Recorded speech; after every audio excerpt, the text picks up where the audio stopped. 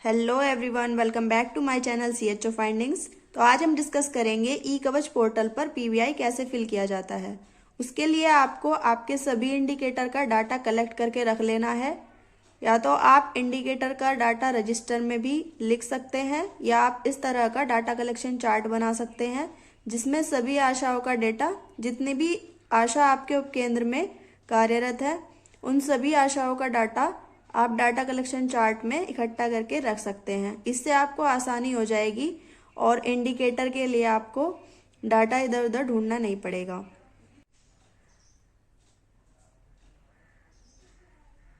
तो आप वीडियो को बिना स्किप किए पूरा देखिएगा। और अब चलते हैं ई कवच पोर्टल पर, वहाँ पर कैसे लॉगिन करना है और कैसे इंसेंटिव फिल करना है। चलिए देखते हैं। अपना पीबीआई फिल करने के लिए सबसे पहले CHO लॉगिन करेंगे www.ekavach.upnrhm.gov.in। इस पर लॉगिन करने के बाद आप अपना आईडी पासवर्ड फिल करेंगे।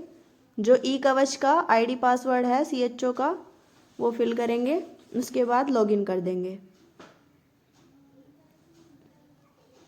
लॉगिन करने के बाद इस तरह का इंटरफेस दिखाई देगा। उसमें आप एडमिन पर जाएंगे और परफॉर्मेंस बेस्ड इंसेंटिव पर क्लिक करेंगे। मैंने यहाँ पर अपना अप्रैल का पीबीआई फिल किया हुआ है, इसलिए मुझे इस तरह का इंटरफेस दिखाई दे रहा है। आपको यहाँ पर इंटरफेस दिखेगा, उसमें आपको अपना मोबाइल नंबर डालना पड़ेगा और अपना EHRMS कोड, जो मानव संपदा का कोड है, वो फिल करना पड़ेगा। उसके बाद एक OTP आएगा। OTP जनरेट होने के बाद आपको वो OTP उसमें फिल करना है। उसके बाद इस तरह का इंटरफेस आपके सामने शो होगा। उसमें आप ऐड के ऑप्शन पर जाएंगे और यहाँ पर आपको जिस मंथ का इंसेंटिव फिल करना है उस पर आप क्लिक करेंगे। जैसे मुझे यहाँ पर मई का भरना है तो मैं मई का कर रही हूँ। आपको जिस मंथ का पीबीआई फिल करना है आपको उसी पे क्लिक करना है। उसके बाद यहाँ पर आपके सारे इंडिकेटर शो हो जाएंगे। तो सबसे पहले वही मंथ सेलेक्ट करना है जिस मंथ का आप पीबीआई फिल करने जा रहे हैं। उसके बाद यहाँ पर हमारे सारे टारगेट्स पॉइंट आ जाएंगे। इसमें सबसे पहला पॉइंट है number of pregnant women who received ANC services as per schedule in a month. जिस मंथ का आप पीबीआई फिल करने जा रहे हैं उस मंथ में आपकी ANC कितनी थी जिनको आपको ANC सर्विसेज प्रोवाइड करानी थी। तो यहाँ पर आपका जो दूसरा नंबर दिख रहा है इस पे है total number of registered pregnant women whose ANC is due that month. मतलब उस मंथ में, जिस मंथ का आप पीबीआई फिल करने जा रहे हैं उस मंथ में हमारी टोटल ड्यू ANC कितनी है जिनको हमें ANC सर्विसेज प्रोवाइड करानी है। यहाँ तो आ जाएगा टारगेट। सेकंड नंबर पे आप डालेंगे टारगेट और फर्स्ट नंबर पे आपको डालना है कितनी ANCs को आपने उनमें से सर्विसेज प्रोवाइड कराई है। जो फोर्थ विजिट जिनकी कंप्लीट हो गई है वो इसमें से निकल जाएंगी, जिनकी डिलीवरी हो गई है वो भी इसमें से निकल जाएंगी। तो इसमें से आपको फिल करना है कि कितनी आपकी ANC बची है। तो अगर आप इसे 80% डालेंगे तभी आपका पीबीआई कंप्लीट आएगा। अगर आप इसको 80% नहीं करते हैं तो आपका पीबीआई इसमें से कट जाएगा। फिर नेक्स्ट पॉइंट पर चलते हैं। Number of newborn who received visit as per schedule as per HbNc schedule. तो यहाँ पर हमें HbNc विजिट फिल करनी है। जितनी हमारी HbNc विजिट चल रही थी वो वाली और जितने हमारे न्यूबॉर्न पैदा हुए हैं वो वाली टोटल करके यहाँ पर टारगेट में लिख देंगे और जितनी विजिट उनमें से हमने प्रोवाइड कराई हैं। एक दो विजिट इसमें कम भी हो सकती है क्योंकि कभी कभी किसी भी न्यूबॉर्न की डेथ भी हो सकती है या फिर कभी किसी कारणवश कोई आशा विजिट पे नहीं जा पाई तो वो विजिट हम इसमें कम करके लिखेंगे।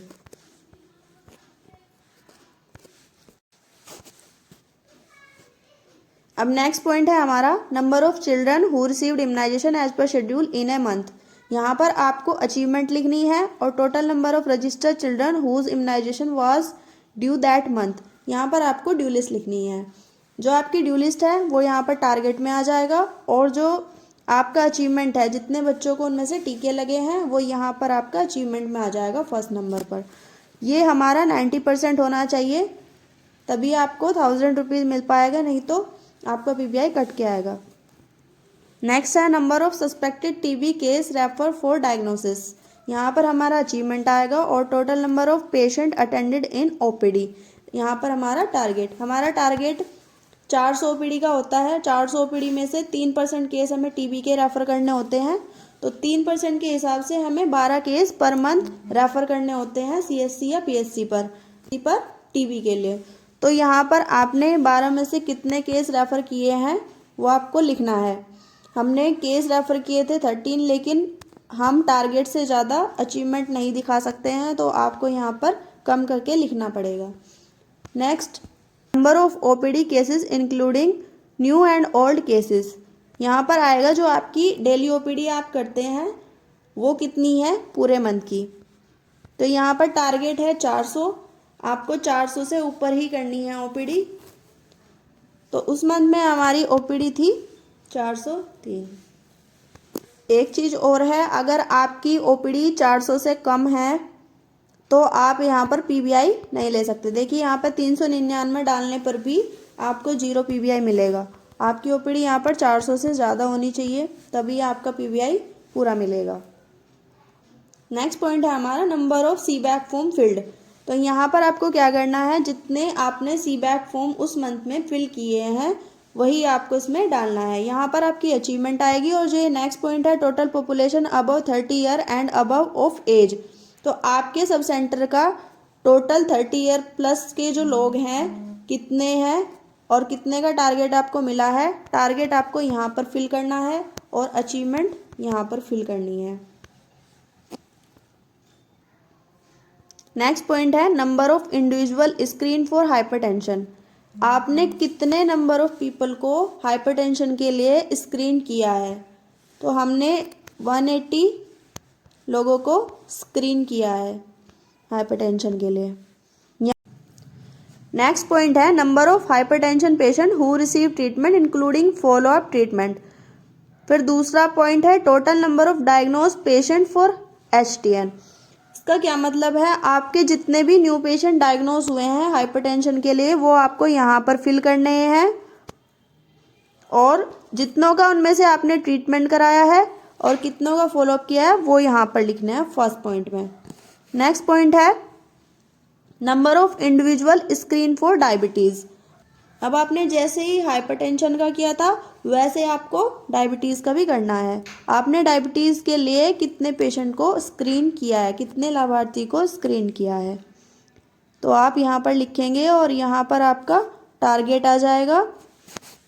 नेक्स्ट पॉइंट है number of DM patient on treatment who receive follow up care. इसमें भी वही आएगा, जितने भी आपके डायबिटीज़ के मरीज निकले हैं उस मंथ में आपको लिखना है, और जितनों को आपने ट्रीटमेंट और फॉलो अप केयर दी है वो लिखना है। नेक्स्ट पॉइंट है tele consultation services provide to the patient by CHO. आपने उस मंथ में कितनी टेली कंसल्टेशन कराई हैं तो आपको यहाँ पर लिखना है। नेक्स्ट पॉइंट है number of wellness session organize at HWC in the reporting month. इसमें आपको जितने भी आपने अपने एचडब्ल्यूसी पर वेलनेस सेशन ऑर्गेनाइज कराए हैं तो आपको इसमें टोटल करके लिखना है। आप इसमें नो नहीं कर सकते हैं, आपको इसमें 10 सेशन से ज़्यादा ऑर्गेनाइज कराने हैं पर मंथ।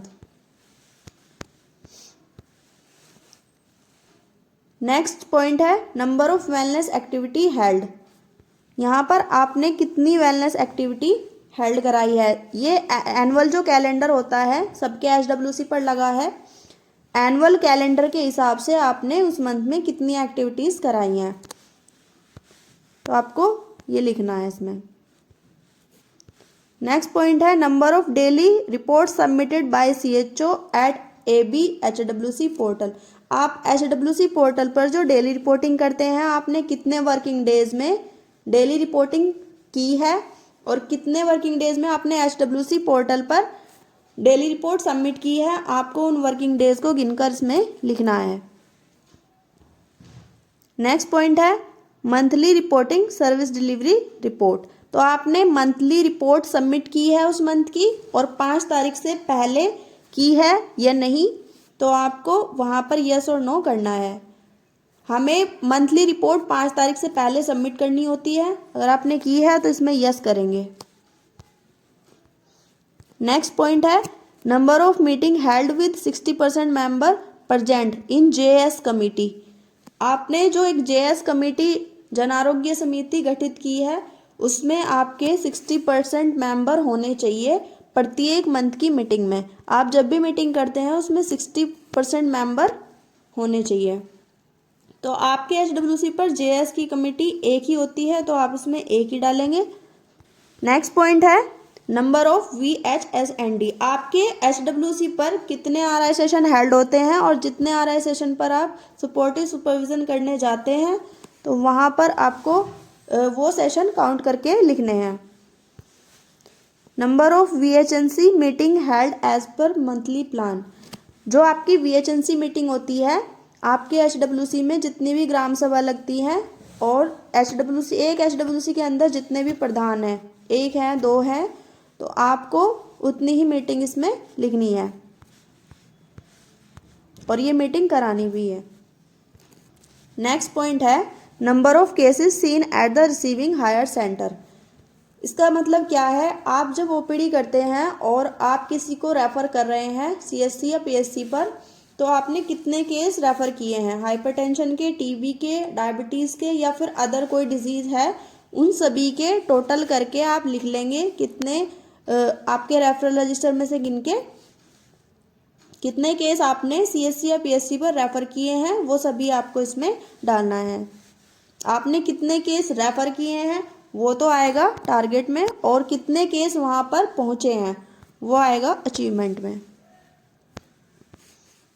नेक्स्ट पॉइंट है इसी से मिलता जुलता पॉइंट है 15A से number of patient seen follow up at home SSC after being referred downward by the higher centre.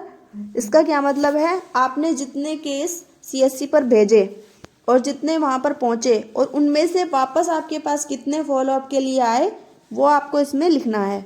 यहाँ पर फर्स्ट वाले पॉइंट में आपको यहाँ पर अचीवमेंट लिखनी है और नेक्स्ट वाले पॉइंट पर आपको टारगेट लिखना है। आपने 20 का टारगेट भेजा था, मतलब आपके 20 मरीज CSC पर या PSC पर पहुँचे थे, यहाँ टारगेट में आ जाएगा ये वाला। और उनमें से जितने मरीज आपके पास वापस फॉलोअप के लिए आए हैं दिखाने के लिए कि हम वहाँ पर गए थे और ये वाली मेडिसिन हमें मिली है, वो सब आपको यहाँ पर लिखने हैं। इसके बाद क्या करना है आपको, अगर आपने फॉर्म में कुछ मिस्टेक कर दी है या फिर आपको कुछ चेंज करना है तो आप इसको सेव कर देंगे और अगर आपने फॉर्म बिल्कुल सही तरीके से फिल किया है तो उसे आप सबमिट करके छोड़ेंगे।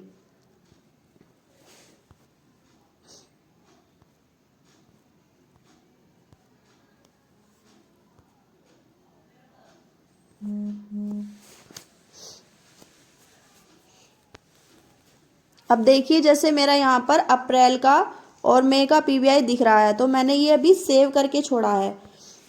अगर आपको इसमें कोई चेंज नहीं करना है तो आप इसको यहाँ से सबमिट कर देंगे। ये देखिए यहाँ पर सबमिट हो चुका है। अब आप इसमें कोई चेंज नहीं कर सकते हैं। सबमिट होने के बाद ये आई वाला आइकन इस पर आ जाएगा और अगर आपने सेव करके छोड़ा हुआ है तो ये पेन वाला आइकन इस पर दिखाई देगा। तो इस तरह से आप ई-कवच पोर्टल पर अपना PBI फिल कर सकते हैं। अगर आपको जानकारी अच्छी लगी हो तो प्लीज़ वीडियो को लाइक करें, ज़्यादा से ज़्यादा शेयर करें और सब्सक्राइब करें और बेल आइकन को ज़रूर प्रेस कर दें ताकि न्यू वीडियो के नोटिफिकेशन आपको सबसे पहले मिल सके। Thank you.